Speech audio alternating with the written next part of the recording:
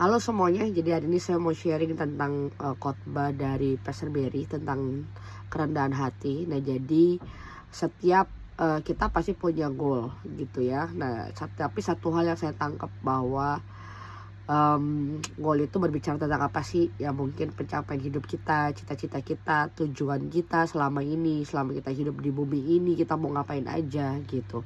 Nah, tapi terlebih dari semuanya itu adalah di atas semua goal yang mungkin secara manusia kita pengen capai, itu ternyata ada goal yang jauh lebih besar, yaitu goalnya Tuhan gitu ya.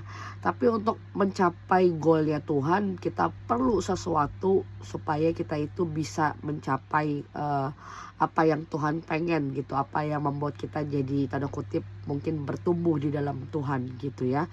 Nah, jadi ada ayat yang Pastor Berry bukakan, yaitu di Markus 4 ayat 30 sampai 32. Kita semua tahu ini perumpamaan tentang biji sesawi gitu ya. Nah, biji sesawi itu adalah biji yang paling kecil.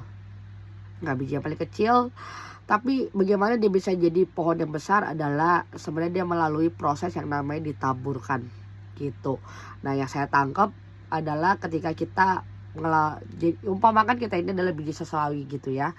Nah, supaya kita bisa jadi pohon yang besar, kita perlu yang namanya tadi ditaburkan. Nah, ditaburkan itu apa? Ditaburkan itu adalah proses di mana kita dididik, kita diajar, kita dilatih, kita ngalamin sesuatu yang mungkin gak enak, atau kita punya sesuatu, kita ngalamin sesuatu yang ya bisa dikatakan buruk gitu di dalam hidup kita.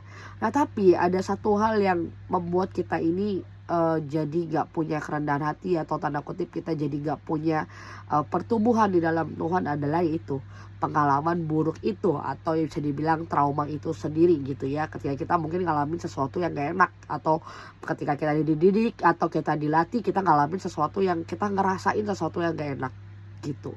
Nah, sesuatu yang gak enak itu kadang-kadang membuat kita jadi orang yang keras hati. Nah, kekerasan hati ini membuat kita nggak bisa punya kerendahan hati untuk belajar, atau nggak punya kerendahan hati untuk bertumbuh di dalam Tuhan. Nah, itu yang gawat gitu. Karena kita nggak punya kerendahan hati, ya kita nggak bisa ngalamin yang namanya goalnya Tuhan di dalam hidup kita gitu ya. Karena sebenarnya setiap goalnya Tuhan di dalam hidup kita itu seharusnya pasti growing gitu. Cuman karena kita ngelaluin banyak hal, ya jadinya ya pengalaman buruk, trauma itu membuat kita jadi keras hati. Kita punya mindset yang berkata bahwa pasti yang seperti yang sudah-sudah pasti akan seperti ini, seperti yang nanti akan begini, ntar akan begitu ya, pasti kita ngalaminnya ini ya, udahlah, tuh mungkin jatuh orang lain bukan jatah aku. Nah, itu seringkali jadi sesuatu yang dia bisa dibilang itu namanya kekerasan hati gitu ya. Belum lagi nanti kalau ditambah namanya ketidakpercayaan, wah udah pasti itu udah jadi paket komplit deh, dimana setiap kita udah gak bisa lagi ngalamin rencana Tuhan atau goalnya Tuhan di dalam hidup ini gitu ya. Nah, jadi seiring berjalannya waktu, dimana kita mau bertumbuh di dalam Tuhan, ya pasti kita butuh yang namanya kerendahan hati gitu ya. Kerendahan hati itu apa sih? Kerendahan hati itu ya detik dimana kita mengikuti seseorang ya di atas kita itu dengan baik gitu ya. Contohnya apa? Nah, aku belajar dari sermon ini ketika pastor bukakan tentang Tuhan Yesus gitu ya. Tuhan Yesus aja butuh untuk dibaptis, untuk jadi manusia, selama 30 tahun ngalamin proses kerendahan hati supaya dia di umurnya ke 30 tahun tiba-tiba Tuhan bisa pakai, dan benar-benar semua yang dikerjakan tangan Tuhan jadi berhasil, dan tanda kutip punya momentum gimana, jadi punya power untuk menjadikan sesuatu itu jadi daging gitu ya. Nah, jadi tapi kita juga punya momentum seperti itu gitu.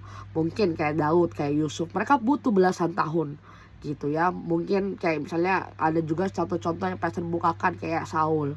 Saul itu sebelum diurapi bahkan dia nyari keledai aja nggak bisa ketemu gitu.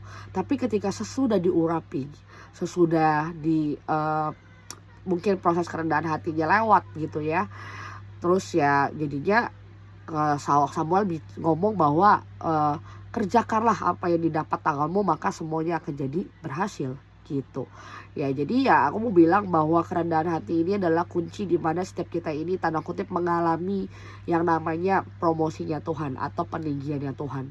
Jadi mungkin kalau detik kita ngalamin sesuatu yang buruk di dalam hidupnya kita, ya artinya Tuhan sedang mau kita ini dapat upah namanya peninggian gitu ya.